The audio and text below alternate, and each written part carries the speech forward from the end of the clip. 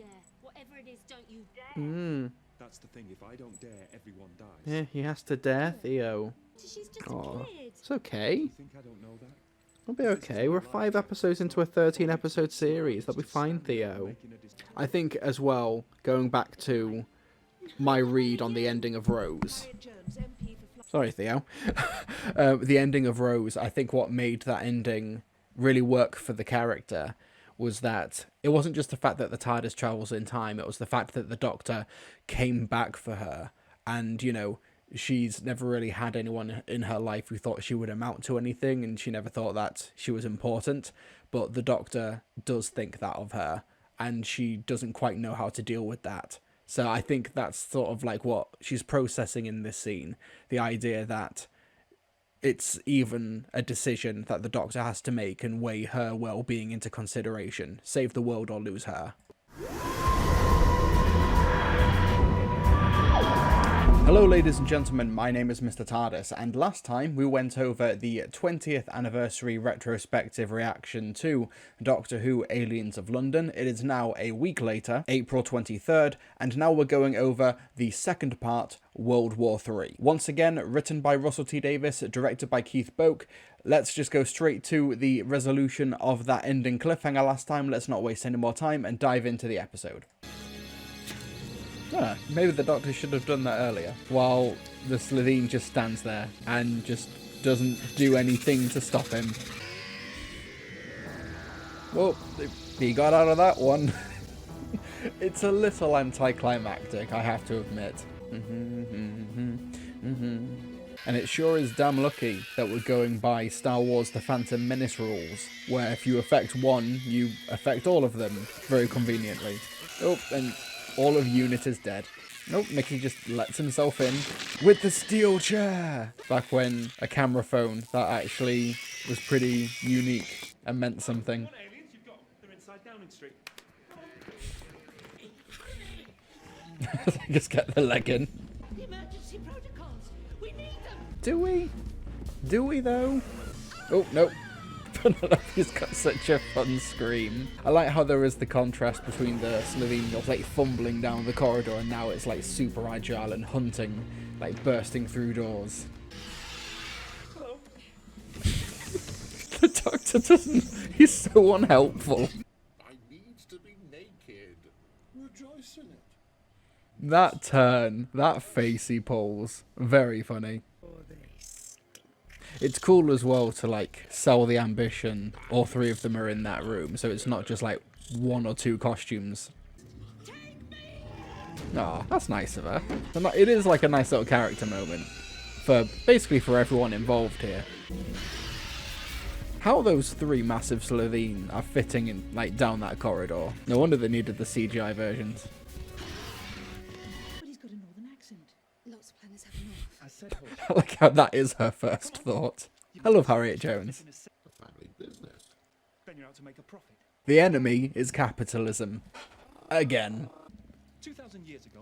That's right, talk him to death. 1730, was occupied Do it. by a Mr. Cheap. 3 inches of steel lining every single wall. And how do we get out? She's safely contained. I don't know. I'm a simple man with simple needs. That I just find that funny. It's a very flattering portrayal of Andrew Marr, who just happens to know who all of these people are, like, immediately.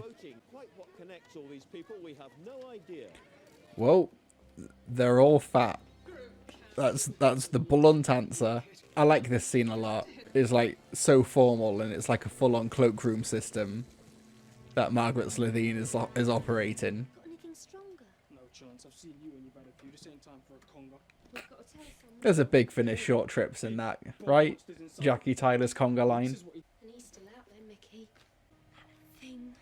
God, never mind the overt political commentary about the war on terror. If this was released in 2025, GB News would be decrying this as ACAB propaganda or something. Oh, yes, soon. God, he's tall if he's matching like the Slitheen's height. Sorry. Yeah, it's a nice moment. Right. I mean, it's not nice he's dead, but you know, he's dead, Dave. People are dead. The This is not the time for making jokes. Sorry. You get used to this stuff when you're friends with him.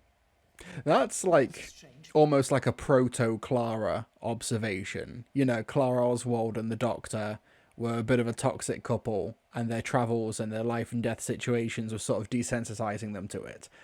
And that, yeah, this observation from Harriet, like, why are you making jokes? People are dying. Like, it does feel like a proto-hybrid thing.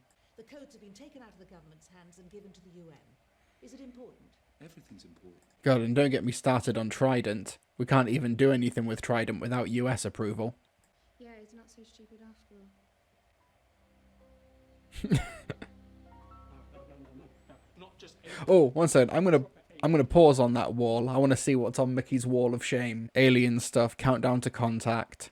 Flying saucer schematics. 1, 2, 2 blue box pictures. Who on earth is this Doctor? I'm so fascinated as to what this piece of artwork is meant to represent. Is she alright though? Don't put her on, just tell me. Don't put her on. It's asking for the password. Buffalo, 2 F's, 1 L. As if the secret information known to mankind requires a password that is 7 characters with no numbers or unique digits, like an exclamation point or a symbol or anything. Yep, UK security, top notch. Mickey, you were born in the dark. thank you. That's so unnecessary. Again. Just repeat. Is she safe? Can you promise me that? Oh. Rose, have you ever heard of Adric? Now then, Saved by Mickey. it's some sort of message. Listen, did I see a bit of artwork from the Will Smith movie I, Robot? That's from I, Robot. I'm certain that's I, Robot. And also Centurion Files. I remember had a lot of these growing up. Mrs. Tyler. He's done that before. I'll take it on, Jackie. You just run. Don't look back. Just run. That's like a really nice moment for the character as well. Like a year ago, we saw him in Rose. I say a year ago, 4 episodes ago, we saw him in Rose, like pleading with Rose to just leave the Doctor to die in the Auton lair. And now he's like, okay, I will throw myself at this Slitheen that I know I can't beat just so that Jackie can get away. That's character development. Raxicorico Falapatorius! Yeah, great. We could write him a letter. Oh, the theme tune drops.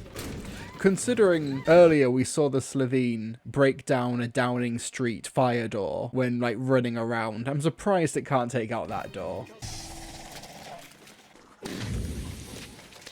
Sorry, Theo's just attacking a cardboard box outside. He's clearly not happy with the outcome of this.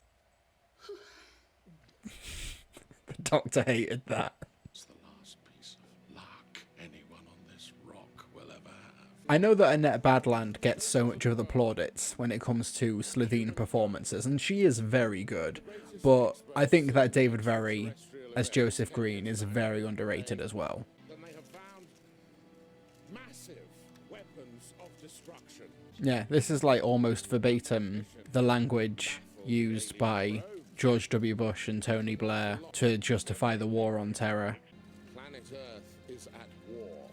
Yeah, he's very good. It's a very good performance. Because you lot, you get scared, you lash out. Once again, if this is going for a 9/11 allegory, this is siding with the it was an inside job to justify draconian governmental policy. Unintended, but that's the art. The art is the art. I can't change that. Country on Earth, they retaliate, fight back. I was saying Annette Badland as Margaret Slitheen is such a standout performance, and this was the scene. This is the scene that most people remember from this episode. Trapped in your box. Yes. Me.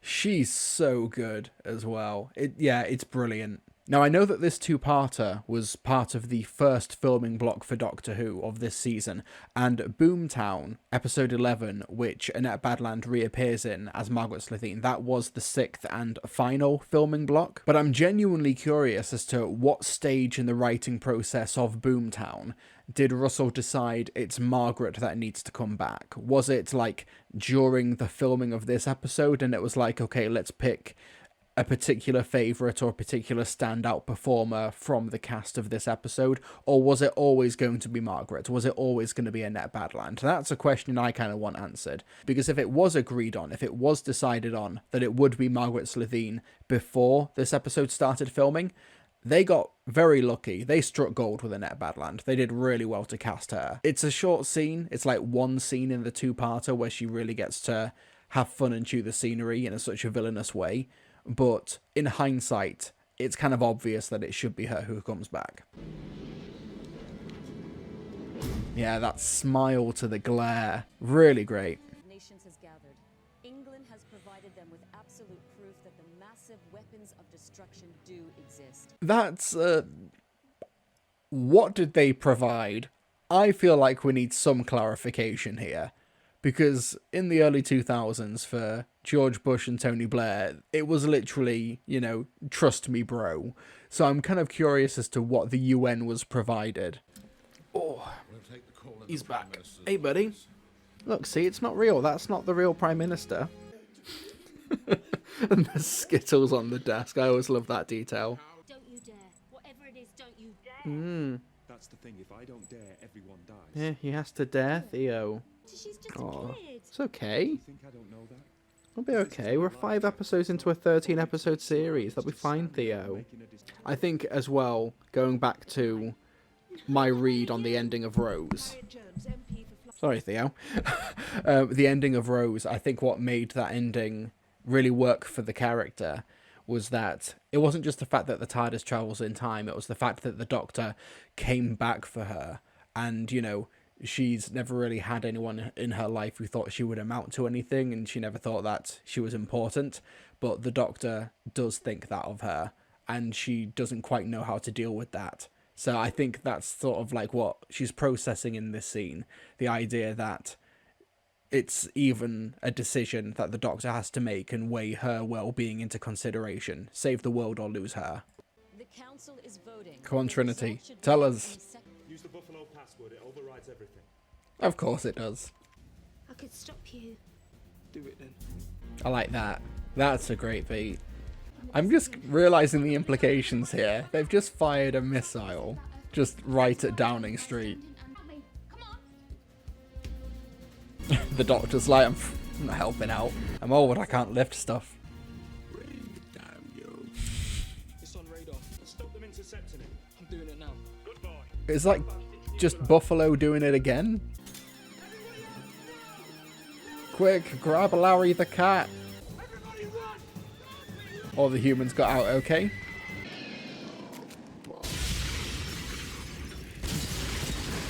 I told you I'm a simple man, that makes me laugh every time. That's a bit of Sheffield steel, I imagine. It'd take 2.5 seasons to rebuild it. God bless the human race. I wonder where that was filmed. Was that actually, like, in London? Yep, Rose returns to her mother, and the Doctor returns to Mother. Who does she think she is? Look at her. She's the MP for Fly Down North, we've told you.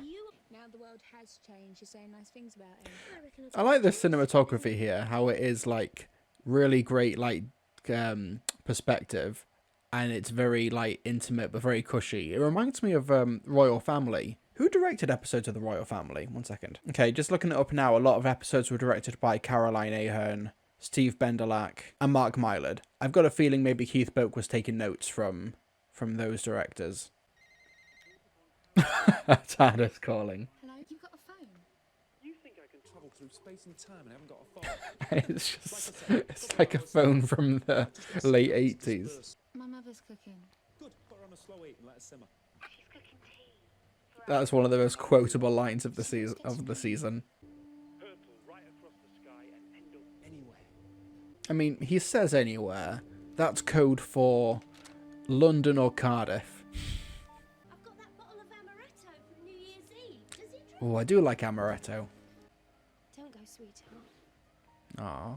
How could you say no to that face? She's gonna cook you shepherd's pie and everything. Graffiti that again and I'll have you. Now, beat it. I'll have you. How can they do that? They saw it. God, seeing all of the insane atrocities and world events and everything ludicrous and unorthodox over the past 20 years. He's so fucking true. So right. You could look after her. Come with us. It's just too much. I couldn't do it. Don't tell her I said that. It's a nice moment as well that the Doctor like genuinely extends an offer to bring him with, and in a moment Rose will extend the invitation as well, and the Doctor will like defend him. It's a nice little moment that the Doctor's not just blinded with his allegiance to Rose, he's just trying to look out for Mickey in this scene. You're stuck with me. Come with us. He's liability. I'm not having him on board. We'd be dead without him. My decision is final. But Rose doesn't really fight to have him on board. See you in 10 seconds time. Famous last words. This is a nice bit of music as well. Oh, I'm getting little goosebumps here. Oh, that wind machine's picked up. 10 seconds. That's a really nice way of like depicting the unknown from Jackie's perspective. Like she's in a box and gone. God knows when or where she is. Nice little bittersweet ending there. And it's also a very clever next time trailer as well now, because this next time trailer teases the death of Rose, and juxtaposed with that ending as well. Yeah, they knew what they were doing with that, I think. But yeah, next week, Doctor Who's revival will change forever. Impossible. Yeah, and the next time trailer fully gives away that the Daleks are coming back next week, and they're going to lean fully into that for the marketing for next week. But anyway, so World War III. This is a significantly shorter reaction than I've done for the other episodes thus far, because honestly, there isn't that much for me to really talk about here. I think there's a few like small, really effective dramatic moments, and I think, Camille Coduri, I think Noel Clarke, I think, Penelope Walton and the rest of the cast do a really great job in this episode. But it's actually like the much bigger themes, the bigger ideas, like the alien aspect, the World War III aspect, the War on Terror commentary, that I think the episode kind of overextends itself somewhat, and it kind of like it asks a lot of like suspension of disbelief from the viewer. The Buffalo password, the UN like apparently giving the UK government the nuclear codes without any sort of actual evidence or without any clarification on what the evidence is. The death of all of the unit staff is basically like mentioned once or twice and then never really brought up again.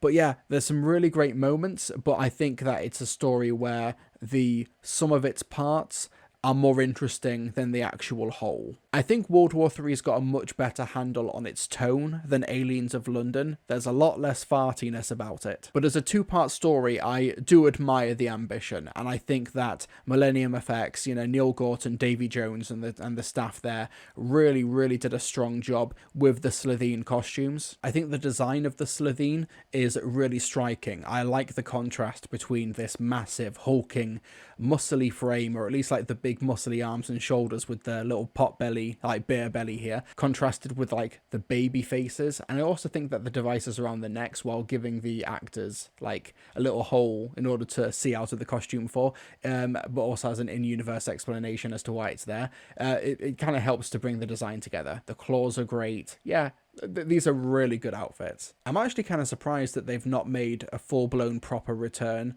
since Series 1. Like, they've had a few cameos here and there. I think maybe the last time they were on screen, they appeared in The End of Time Part 2.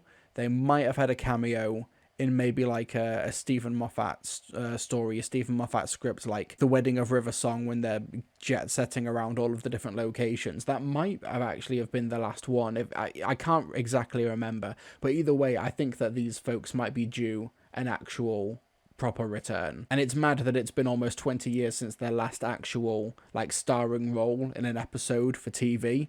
They've come back for like the Monsters Inside book, which is one of the first BBC books of the revived series as well. That was like another Slitheen like prison break story. They also had a Torchwood story with Annette Badland as well. But in terms of a TV appearance, I think that with the advances in technology, both practical and digital, you could bring these folks back 20 years later and make them intimidating again and to tell some interesting stories with them. Of course, they did that with the Sarah Jane Adventures. I'm, of course, talking about the main show proper. But yeah, that was Doctor Who World War III. Thank you so much for watching. Be sure to subscribe for more Doctor Who reactions and reviews and breakdowns and such. Be sure to hit the like button. It really, really helps me out. And leave any comment down below on your thoughts on World War III or the Slitheen. Just generally speaking, I want to hear it all in the comment section below. Next week, everything changes with Dalek. Looking forward to that one. I'll see you folks next time.